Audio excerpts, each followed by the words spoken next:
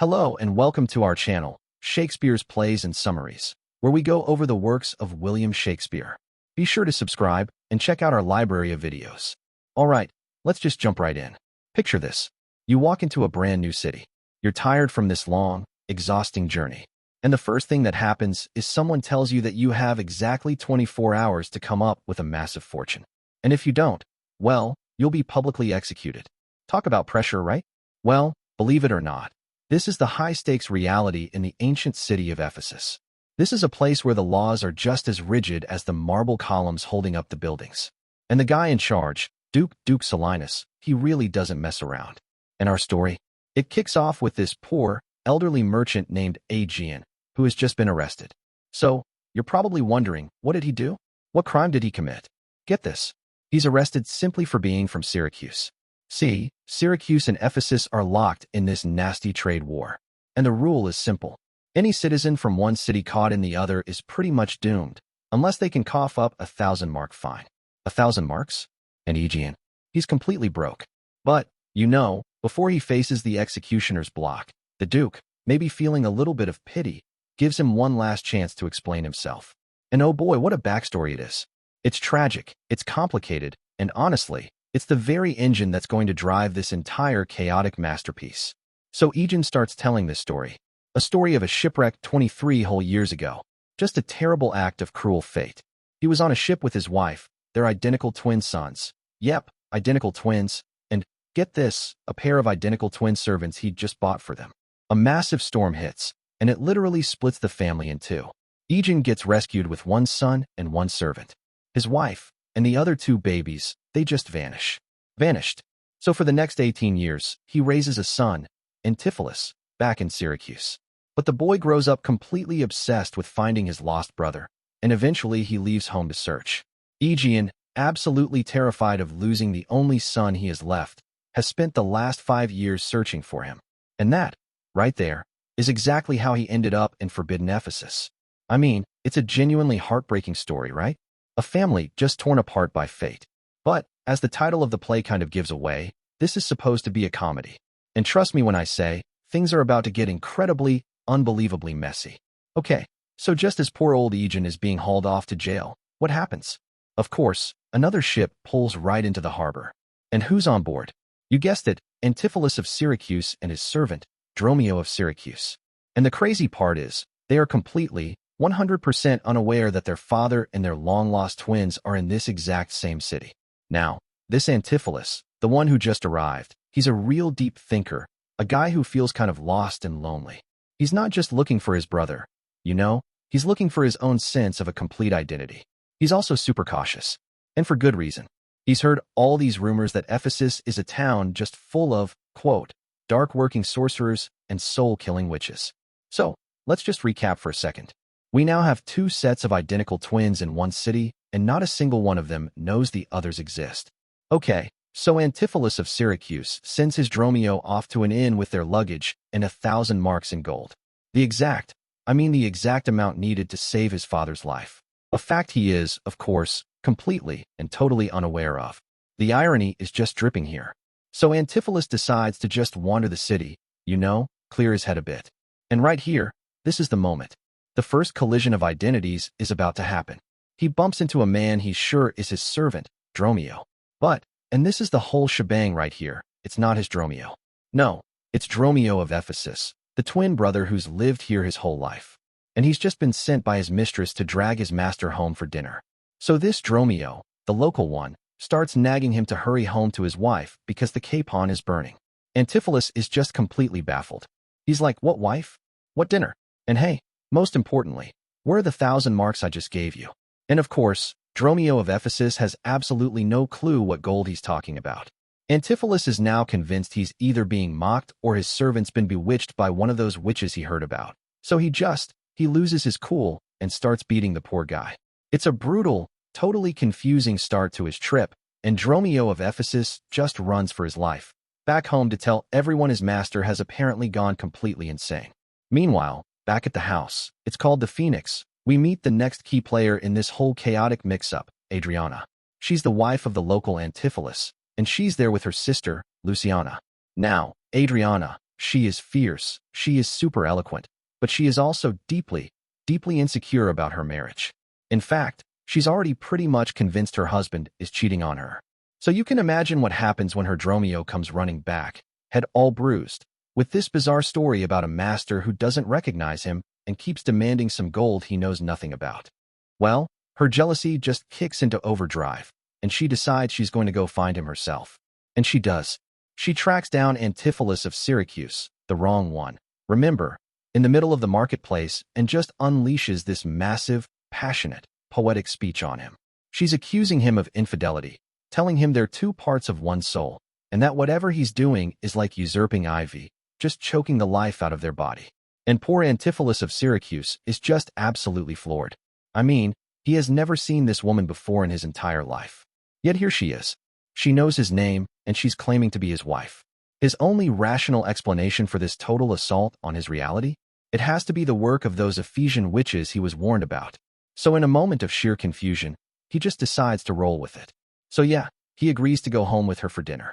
He finds his own Dromio, the real Dromio of Syracuse, and gives him one single crucial order.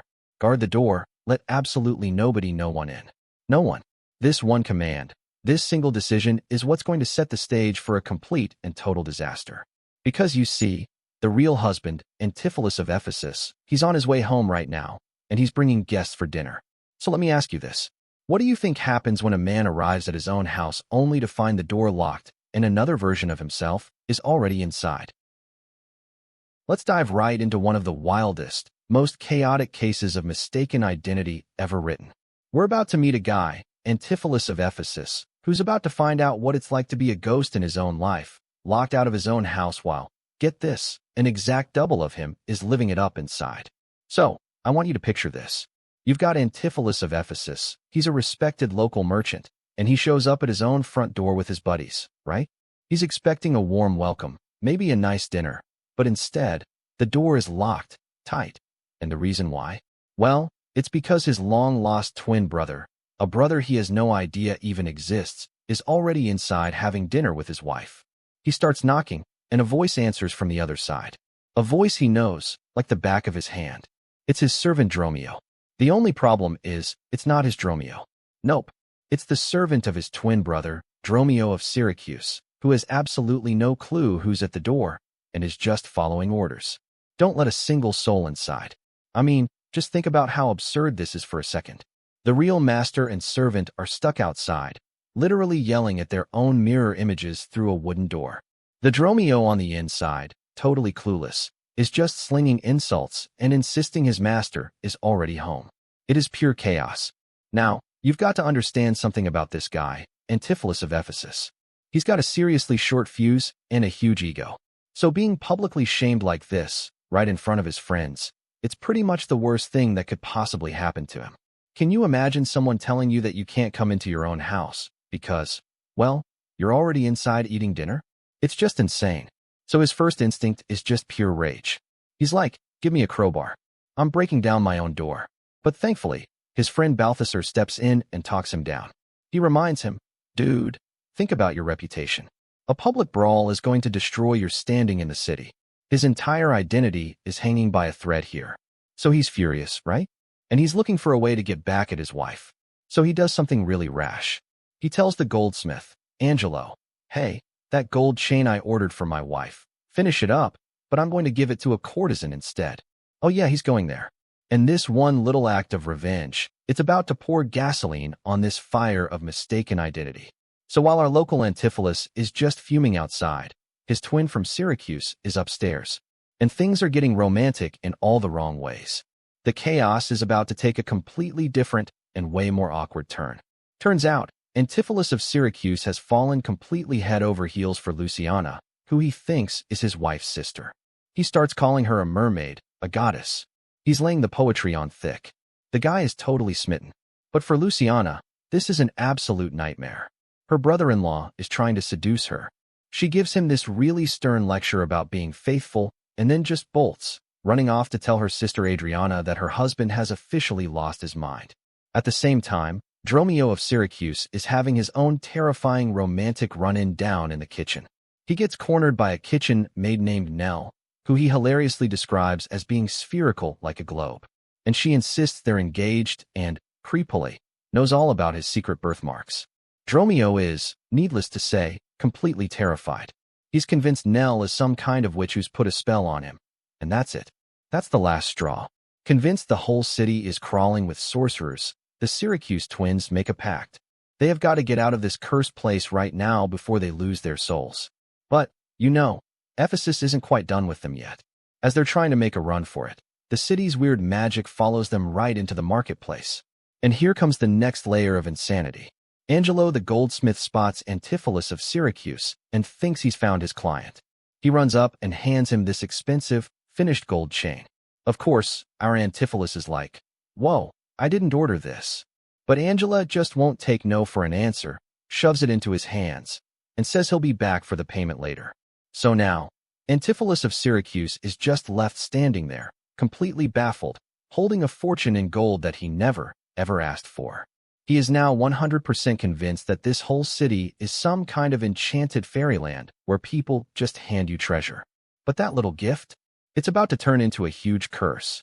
Because Angelo, the goldsmith, well, he needs to get paid, and he's about to track down the other Antipholus to collect his money.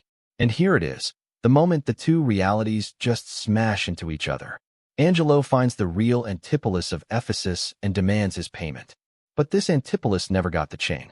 He thinks he's being scammed, so he refuses to pay, and a huge public screaming match breaks out right there in the street. And just look how fast this all goes wrong. It starts with a simple, "Hey, you owe me money." And within 5 minutes, it has completely spiraled out of control. Antipholus of Ephesus, the respected businessman, ends up arrested and getting dragged off to jail. Now, as he's being taken away, he spots Dromio in the crowd. But of course, it's the wrong one. It's Dromio of Syracuse. Not knowing this, the arrested master sends him on the most important mission yet.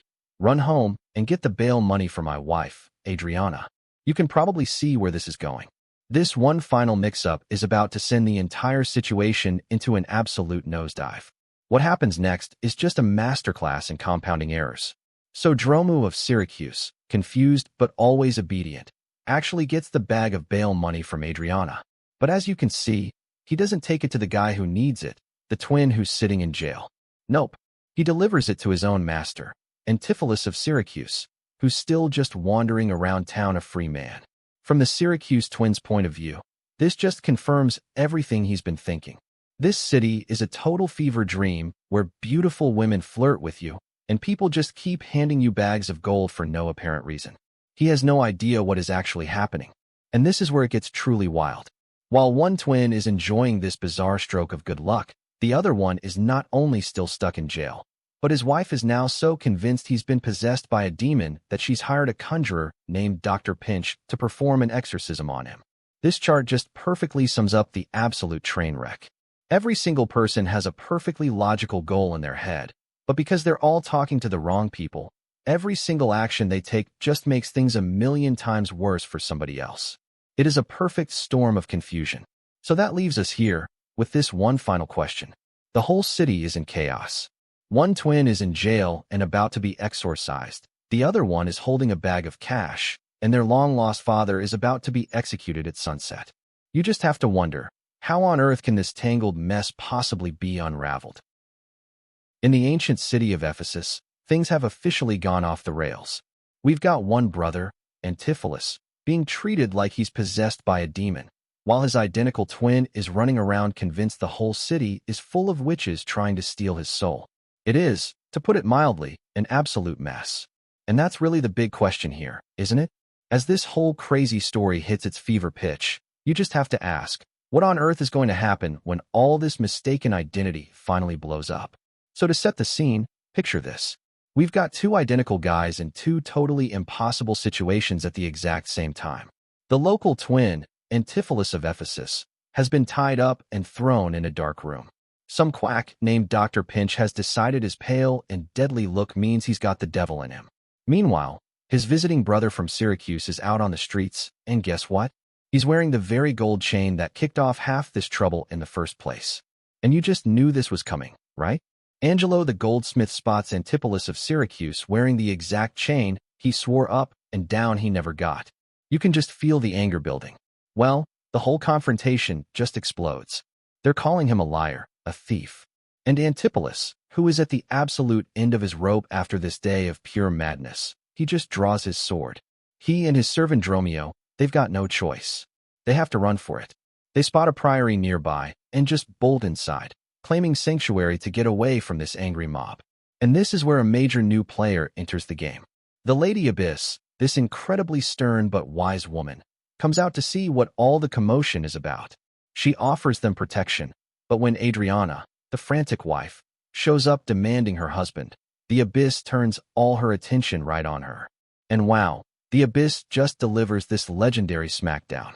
With this incredible insight, she instantly figures out the real problem. She says it's Adriana's non-stop jealousy that has poisoned her marriage and driven her husband into this so-called madness.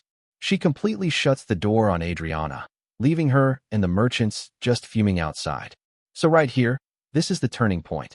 It's like 3 different trains are on the same track and about to crash. Just as Adriana is stuck outside the priory, who should show up but the Duke himself? And he's not alone. He's leading the old man, Aegeon, to be executed. Every single storyline is converging on this one spot. The scene just builds with this incredible speed. Adriana throws herself at the Duke's feet, begging him to help get her husband out of the abbey. But right as she's pleading, a messenger comes sprinting up, totally out of breath, with some truly shocking news. And the report is just nuts. The real Antipholus of Ephesus and his Dromio, they've broken loose. They beat up everyone, tied up the exorcist, literally singed off his beard with a torch, and now they're on a rampage looking for revenge. Now put yourself in Adriana's shoes. She is terrified. How is this even possible? Is her husband invisible now? Can he teleport? The logic just completely breaks down, and you have to wonder what you'd be thinking. The chaos is at its absolute peak. The Duke is just as confused as everyone else, but before anyone can sort it out, the man himself, Antipholus of Ephesus, charges onto the scene. He's covered in mud, he's screaming for justice, and telling the Duke this insane story about being locked out of his own house while his wife tried to have him exorcised. And in this whirlwind of chaos, Aegeon, the condemned father, feels this sudden surge of hope. Sees the man he's sure is his long-lost son and thinks, I'm saved. He calls out to him, but this is the wrong twin. He hasn't seen his father in over 20 years. He has no idea who this old man is. He denies him, and you can just see the hope drain from Aegeon's face. He is utterly crushed. And just when it feels like all hope is lost, that the execution is about to happen, the abbey doors swing open. The entire climax of the story is hanging on this one single moment. Out walks the Abbess, and right behind her are Antipholus and Dromio of Syracuse. You can just imagine the collective gasp from the crowd. For the very first time, everyone sees them all together. 2 sets of identical twins, standing face to face. It's this stunning moment of double vision.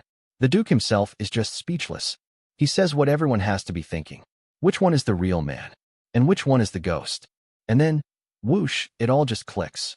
It's like 1,000 puzzle pieces snapping into place all at once.